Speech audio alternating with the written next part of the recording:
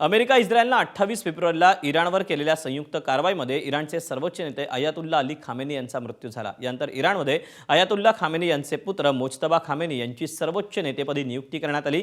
त्यानंतर इराणचे सर्वोच्च नेता मोजतबा खामेनींबाबत अमेरिकेचे अध्यक्ष डोनाल्ड ट्रम्प यांनी मोठं वक्तव्य केलं।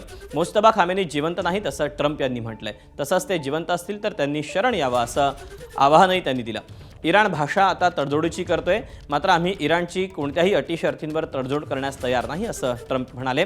अमेरिकेच्या अध्यक्षांनी NBC या वृत्तवाहिनीशी फोनवरून संवाद साधून त्यात त्यांनी हा दावा केला।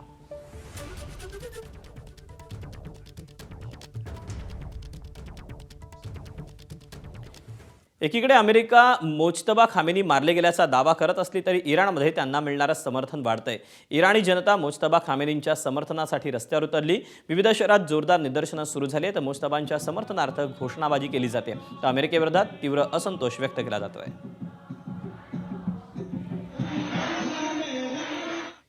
इराणची राजधानी तेहरानमधील संयुक्त राष्ट्र संघाच्या कार्यालयाबाहेर इराणमधील विद्यार्थ्यांनी आंदोलन केलं।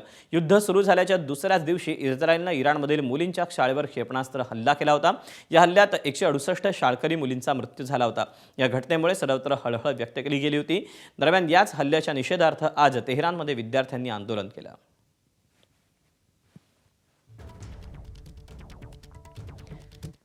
अमेरिकेनं खर्गमधील 90हून अधिक इराणी लष्करी तळ उद्ध्वस्त केल्यानंतर आता इराणनं UAE-मधील अमेरिकन तळांना लक्ष्य करण्याची धमकी दिली। पॉवर प्लांटला लक्ष्य केल्यास या प्रदेशातील प्रत्येक अमेरिका मालकीच्या पॉवर प्लांटवर हल्ला केला जाईल असं इराणनं म्हटलं। खर्गवरील हल्ल्यानंतर इराणनं UAEच्या फुजैरा बंदरावरील तेल साठवण सुविधांवर हल्ला केला। या ड्रोन हल्ल्यामुळे मोठी आग लागली होती।